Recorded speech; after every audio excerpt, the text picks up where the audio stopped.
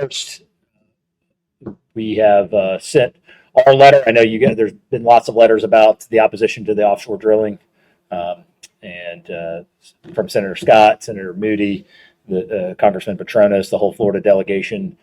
We've also sent a letter in, of course, to the president, to all of those same people opposing the use of the Eastern Gulf Test and Training Range and offshore oil and gas lease sales. So get you a copy of that letter. And, I certainly think that this is an important issue, has always been an important issue, and certainly something that we're going to advocate for. So, and I really look at that as a direct threat to our economy here in the city and to our region. So I appreciate their strong efforts, our Florida delegation federally, and wanted to join in and certainly make our feelings known about that as well. Also on the email or letter front, I did send a note to Secretary Smith, District 3 FDOT, about 14th and Gregory, as I mentioned to you guys before. Also had a phone call with him, and fortunately, and certainly appreciate the FDOT's proactivity, they'd already been working on some solutions there at 14th and Gregory. So they're in that evaluation process already. So I'm very appreciative of FDOT they certainly weren't, they have received that email and they've received the message from me, but I do appreciate the fact that they weren't waiting on that, that they'd seen some issues themselves, or at least heard about those issues. And they've been already working on it for, I don't know, I can't tell you exactly, but more than a day or a couple days. I think they've been in that evaluation process. So in my note, I certainly made Amy Tootle, Brad Highnote, Chief Brown, myself, and anybody else available to them from a local standpoint if they need any resources to continue to assess that. So next step is to allow FDOT to play that process out. And, I did convey to Secretary Smith, anything within our power is on the table. That can help us slow those speeds down and lower the 3 fatalities I believe we had there in just this year. And so again, always appreciate the relationship that we have with FDOT, and this is another version of that in the fact that that they had their ear to the ground here in Pensacola, and that they've already been working directly on it. But more to come on that. We'll certainly get any information that we get from FDOT to you guys once we have it. Road closures for the Christmas parade Saturday, this coming Saturday. The staging area will be closed to traffic at 2:30, and the parade will begin at 5:30. We've now had a year of this new security plan where, if you guys recall, of course, after the issue that took place in New Orleans in January of 25, that we had overhauled kind of our security measures. I am very appreciative of all of our parade organizers, our citizens, our visitors that have really taken to and adjusted to that pretty seamlessly, considering it was a pretty big lift to extend that security area out a block to each side. So we are encouraged by that.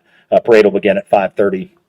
And those maps are available, I know, on the police department social media, our social media website, and everything else. So any word that you can get out on that, just to remind folks that we continue to have that new security plan. If somebody hasn't been down here this year for a parade, it still would be new to them. And so you can go to citypensacola.com and check out those websites or on our social media. Lastly, we had the small airplane crash incident Sunday evening, 5:27 p.m. And shortly after takeoff, a small plane crashed into nearby trees on airport property. The pilot and 3 occupants received non-life-threatening injuries and were transported for medical evaluation. And the airport was closed for about 11 minutes. And 3 aircrafts were diverted during the incident. And FAA and NTSB are investigating the cause of the crash.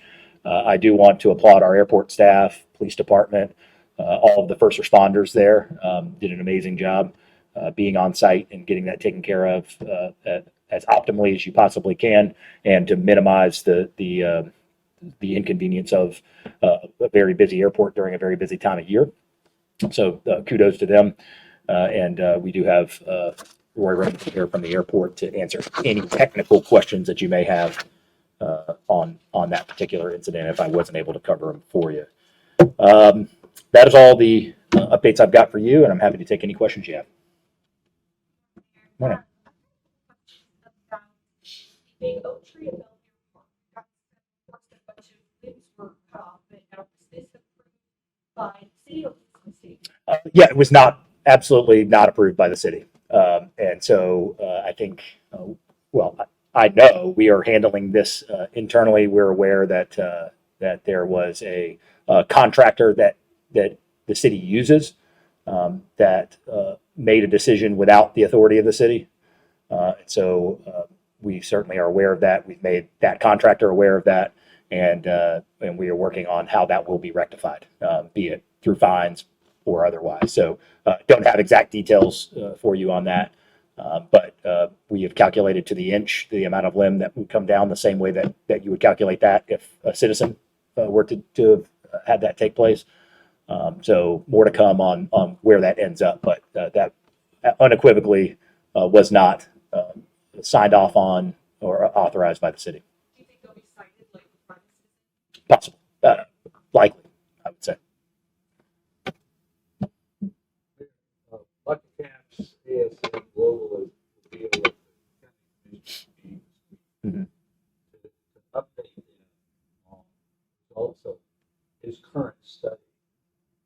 I'm assuming you participated in his current fact finding, and the idea of district, Mhm. neighborhood district, with your efforts involving incentives for the transportation. Can you kind of give us a 360 look at where that stands? Yeah, so I had not had any direct involvement in the CAP study, and I really haven't expected to. I think that the ASM study has been really more focused on the facility itself, which the renovation itself versus kind of the district as a whole. So my position certainly has not changed. That priority one has to be, I believe, in our community, the renovation, a significant renovation to the existing facility. Before we even start talking about a second facility or anything like that, is what is it going to look like for us to have an enhanced, Bay Center, and that we are in desperate need of that. So that hasn't changed. We had some bumps in the road in terms of our timeline to get our study going. It is in full swing, and I'd have to get you some exact dates. But our study is taking place, that will be looking at the same thing that we discussed months ago, which is the entire district, how traffic would flow, what would be the potential second facility or the viability of those facilities, and looking in and around the property. As it pertains to Grand Hotel, no real new news on that. Again, we stand ready and willing, but it also has to be something that we represent the taxpayer, and it's got to be something that makes sense for the taxpayer. I think we all want that building to be activated, and we want something happening there that's good for the Bay Center, it's good for the region, but we're not going to sign on to something that doesn't pencil financially, since this is taxpayer money. We're going to make sure that they're represented accordingly. So is this no new the news. same consultant group doing your work from Nashville? No, we've changed groups. We just couldn't come to an agreement financially and otherwise. There were just a few different things that by the time we got through the negotiating process just didn't make sense. Costs had gone up, timeline had got longer, things like that.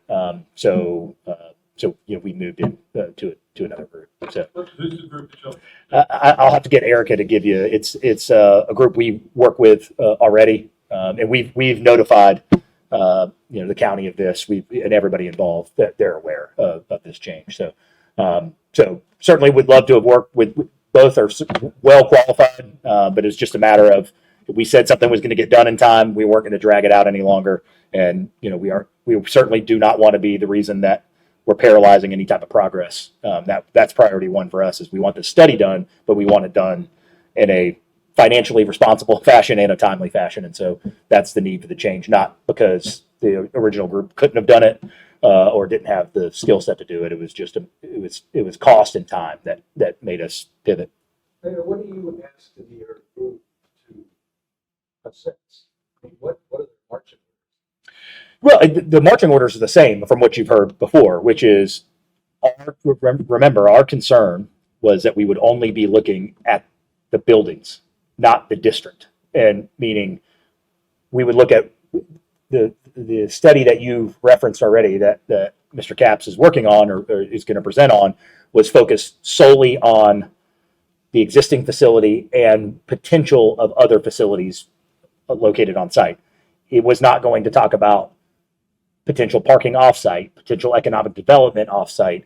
And what I really believe makes the most sense is for us to have some type of roadmap that if there's going to be public-private investment, that we have something to show for it. And as I said in our joint meeting, the deliverable should be, hey, this is how much money that the city has, bond money to use, and the city and the county should not be limiting ourselves to only the funds from that bond. Most cities in this situation are using those dollars to leverage additional investment, so we end up with a bigger, more robust product. And so we don't have the tools in the tool belt right now to be able to go to a public-private partnership potentially, whether that's the Grand Hotel, whether that's other aspects of the facility, whether that's new construction around. What do we have to give to show? All we've really talked about is we've got X million, $75 million to spend at the Bay Center, and we've just always believed that would be a short-sighted way to look at it. That only the taxpayer be the investor in this project.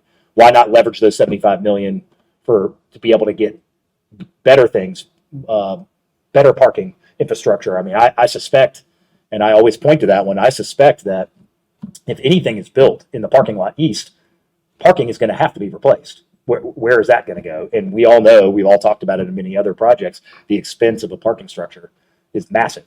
So that's my concern is how are we going to help fund things beyond the 75 million? And that's why we want this study to get done, is that now both the city and the county have something to say that says, hey, this is what we prioritize. This is what's important to us.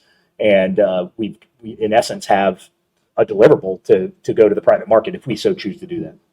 So would it be fair to say that the city could go this alone without the county's participation, given that the county would bond $70 million for the improvements? In other words, is your consulting group collaborating with ASC? Yes. As we speak. I can't tell you specifically if they've had a conversation with them yesterday or if they're going to have a conversation with them tomorrow. But yes, there's going to be collaboration with this group, as we always have maintained. And no, I don't see this as the city doing one thing and the county doing another. I fully believe this is a regional project that's going to require collaboration and teamwork across the city and county. And if we can do it right, that should show our citizens that we can have two governments working together for the greater good, and not the county do what they want to do with this part that they feel they're obligated to, and then the city have to. I don't think that's what's best for the community as a whole. And I don't get any indication from the county that that's their preference, and it's certainly, I speak for the administration here at the city, that is not our preference. I think we're all in a better position if we're working together, and we continue full-throated in that capacity, that we want to work with the county and make this the best project and the best return on investment for our taxpayers. Mayor, do you have any reaction to the CRA meeting yesterday and the CRA approving the redevelopment process? Yeah, obviously, I think having expertise is why we put this forward. Having expertise in the room to make sure that what we promise citizens is what is going to happen, and that is the sole purpose, or at least the number one purpose, of having a advisor on our team, is someone that has seen it happen before, has executed a project of this size and scale, and can be realistic when it comes to what is discussed and what is ultimately promised by the city or any other parties. And I think, what you hear many times in this conversation you've heard in Fricker is this generational mistrust of hearing that something is going to happen and then it not happen that way. And I can certainly, in the 3 years I've been here, I can stand behind our record and say that we, on projects like this, we are continuing to do what we say we're going to do. And so, as you've heard me say many times, I don't take that concern or mistrust personally.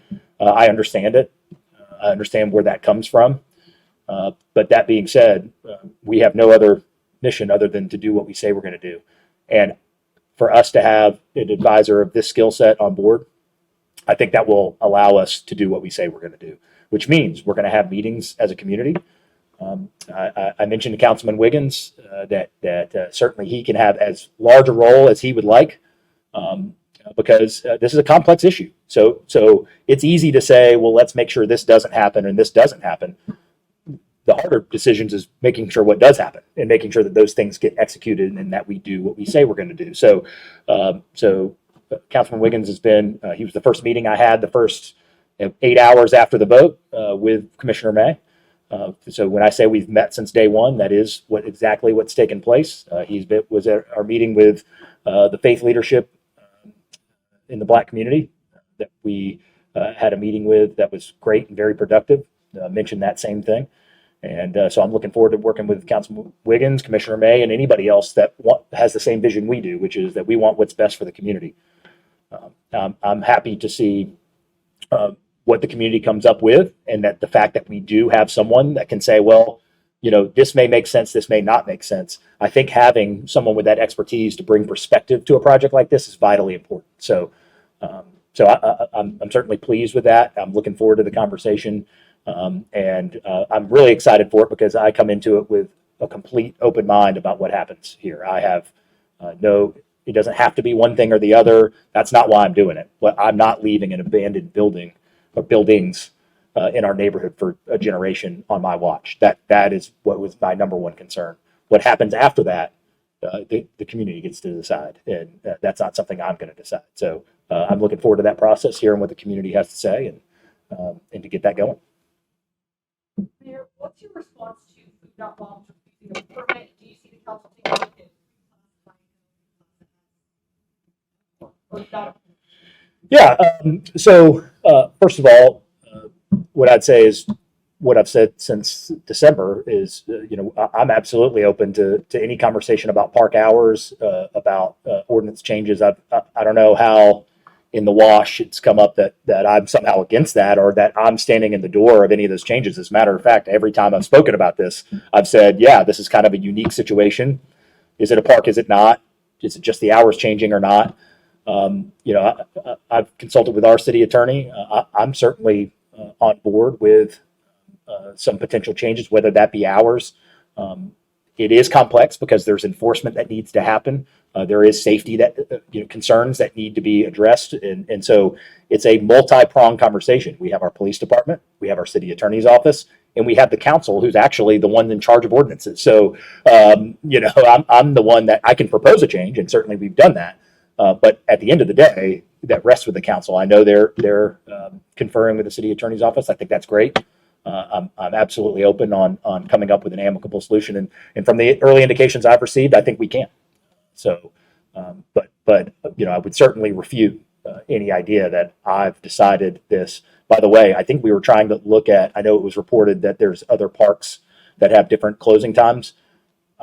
We can't even find anybody to understand why that is, and I think what that indicates is.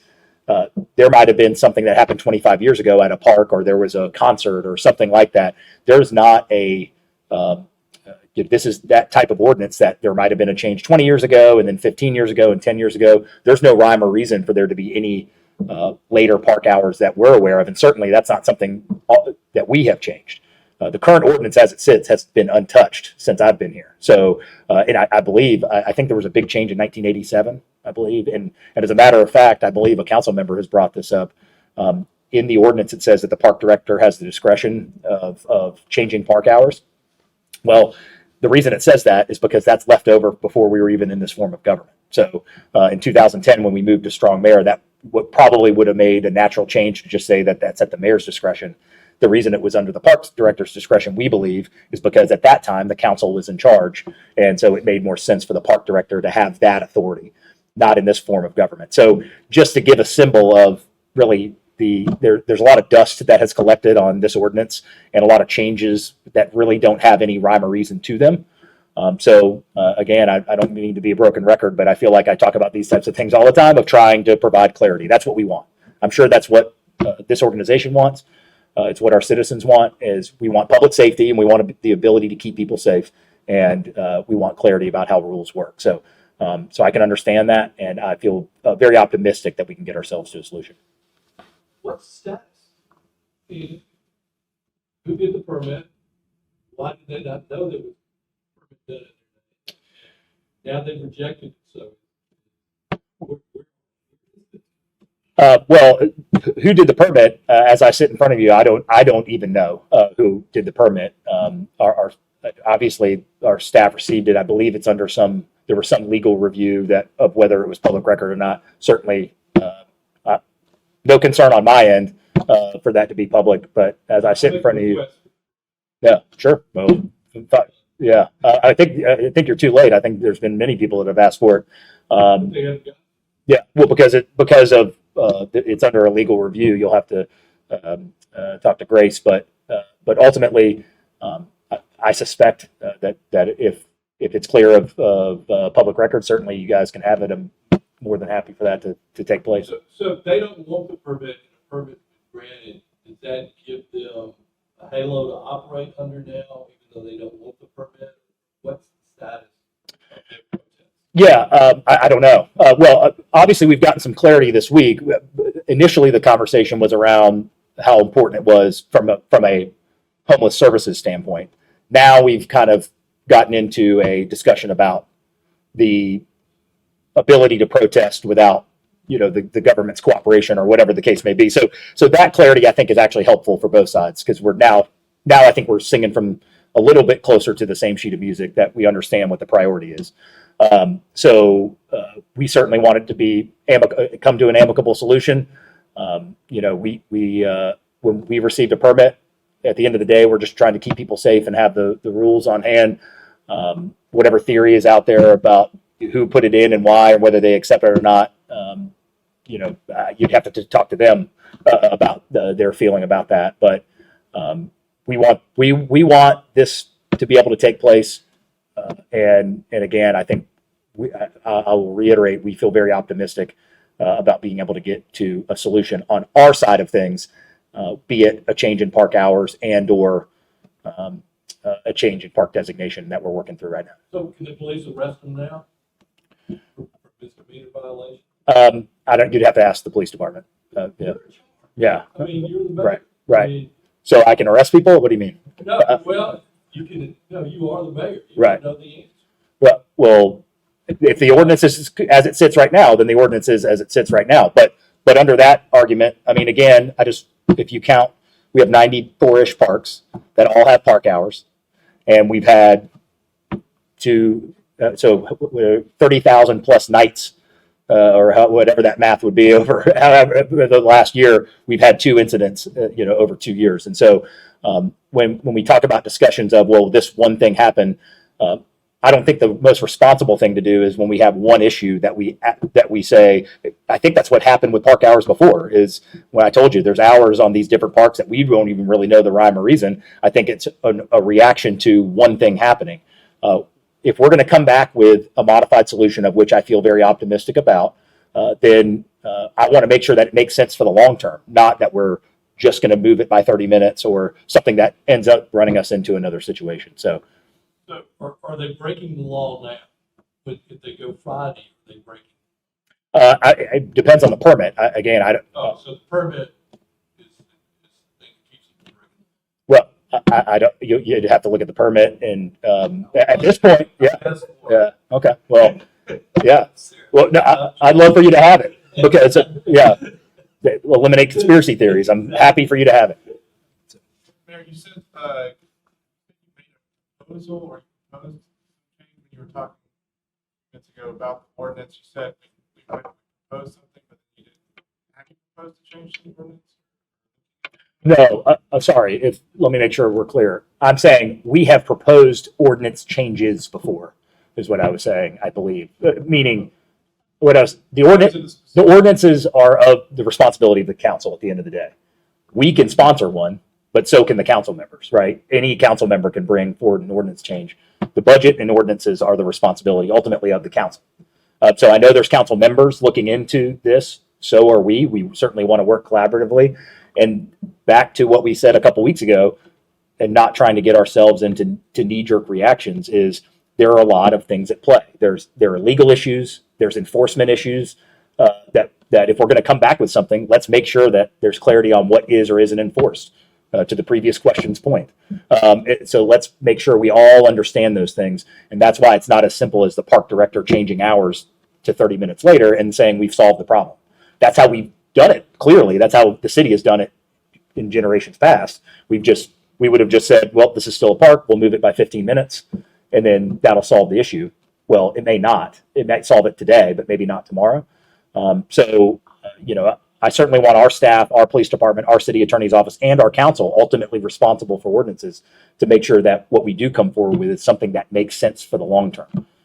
And so I feel very optimistic about that. No, we have not formally proposed because, as I'm explaining to you, we are just getting clarity from the city attorney's office now. I mean, I just had a meeting right before this on the enforceability of the camping ordinance versus hours and all these other things that come into play here, whether you were to change the designation or you were just to change the hours or some combination. Maybe you don't change the designation, you go a little bit later. Those are all the things that we're considering. So there is the blueprint for something that makes sense for everybody, that certainly allows for efforts like this. So I feel optimistic about that. But no, we have not formally proposed anything yet because we haven't on the administrative side. And certainly I'm going to defer to council. That might be something that the council member is bringing forward in consult with the city attorney and the police department. So it could come in that form as well. Yeah. Can you confirm if this and will this make y'all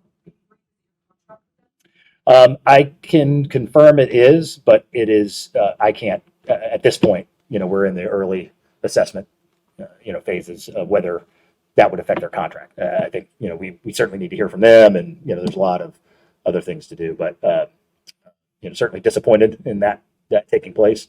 But I know our team's on it and has been in contact with them initially to get some of this preliminary information, and we'll probably have an update for you in the next week or two. Somebody yesterday about the park, Memorial Park building down there, like everything's been postponed. TBD. Right. What's the issue there? Well, our last conversation with VMP, Mr. Kinsella had when this went to bid was, we have this certain allotment of money left to put something in. And if it comes in over that, then we're going to have to assess what's next. So we've gotten an indication that might be the case. So we are now, having to kind of plan what our conversation will be with VMP and what those menu of options would be. And so on the procurement side, that might be the cause of the delay, because whether we're going to go back out to bid, which I'm not 100% sure is likely given the length of time it takes to do that. And we've been at this for a long time. Are there other amicable solutions out there? A Portland Loo situation, something like that gets some of the primary need done, maybe not everything. So we're evaluating the options, kind of the menu of options when we go back and meet with the board. We certainly want something to progress there, but like anything else, I mean, you see the Roger Scott pool bathroom is $1 million. This is approaching that, for a pretty simplistic structure. Unfortunately, that's the way of the world right now, especially when you're procuring it through the government.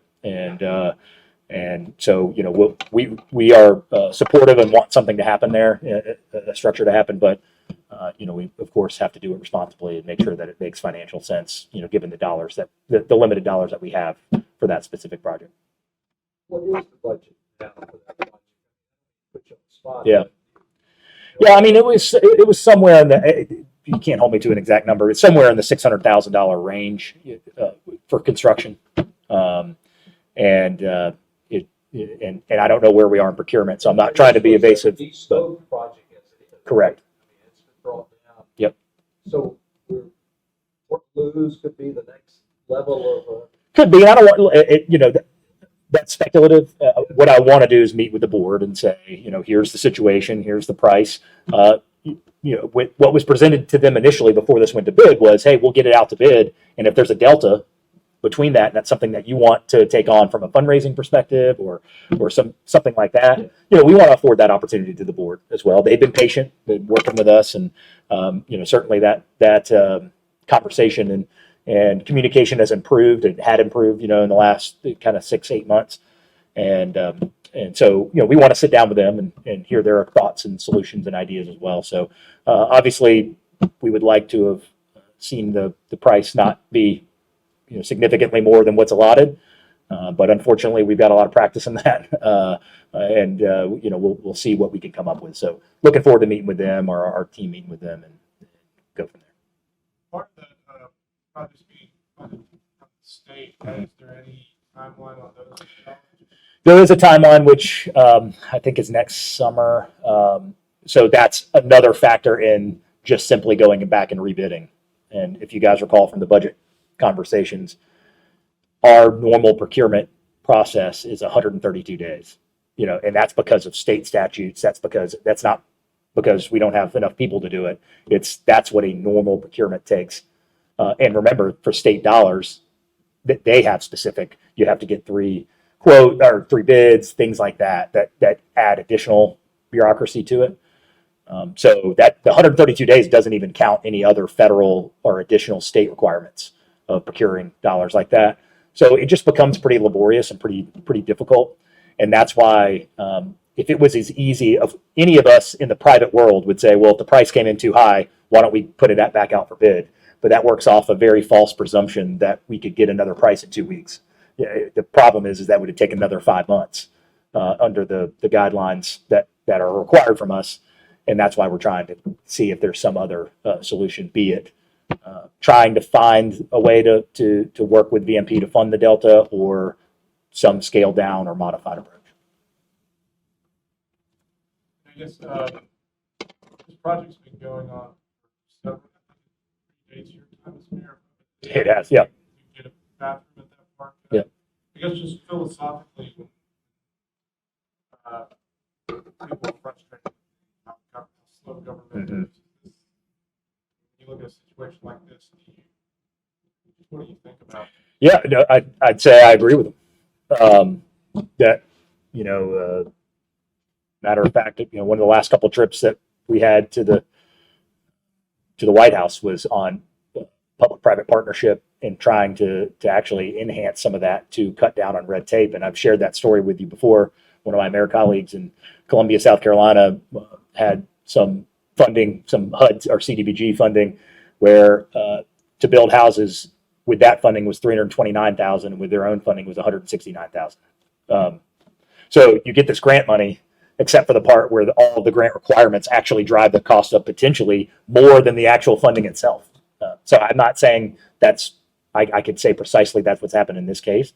But to your question, philosophically, I can understand the frustration of that, and I can probably safely say there's probably no less frustration in this building about things like that, that drive costs up, that make things take a long time, and that have a lot of red tape to them.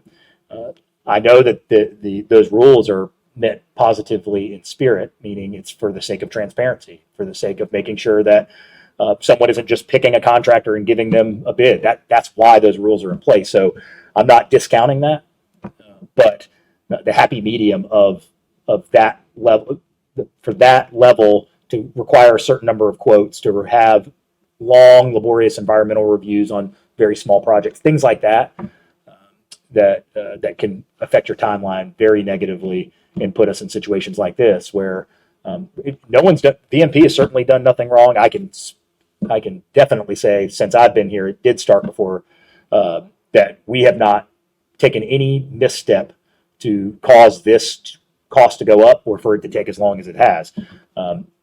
We've narrowed the scope. We've tried to put it at a location that we all agree upon. But every time you hit the button to modify, it's another 4 months or 5 months or 6 months of a procurement or something else. And so that's the unfortunate part that isn't at the, certainly not what the city wants or what VMP wants. So we're going to try to come up with the most expeditious solution to this. And if that means a modification of the building itself or some way to fill the delta, and that's also on the table as well, that we'll explore. Anything else? Yeah. Yeah, the city council is voting on Thursday on the exclusivity project. I guess I know you're kind of limited about what can you say about that, and is there any trade-offs with putting this forward as far as other potential business for that? Well, first, I'm very excited for the possibility and the potential of this project. I know our state partners are. We tend to get nothing but positive comments about the potential of creating 2,000 jobs and to create potentially the second largest employer inside the city limits. So very excited about the possibility, about the type of work it is, the type of high paying jobs that these are. So very excited for that part of it. Tell me your second part. Sorry. If you're. I guess is there any like about the Excel. Sorry. Because it was mentioned at the agenda conference the area also includes for Martin Marietta this business, and I guess that also brings up a question about their status. Yeah. So yeah. Sorry about that. So number one, no, there's no trade-off. This is a mechanism. This is a significant 9-figure investment, all told. More than we're talking a couple $100 million potential investment that we're talking about here, all in. And so, if you're a company looking at that, you're going to want to have some assurance that you're going to, when you do all this legwork, that the city is committed to this happening. So that's the way I look at this letter of commitment. Is this is really something to say, hey, we're in with you, and we're going to explore this option.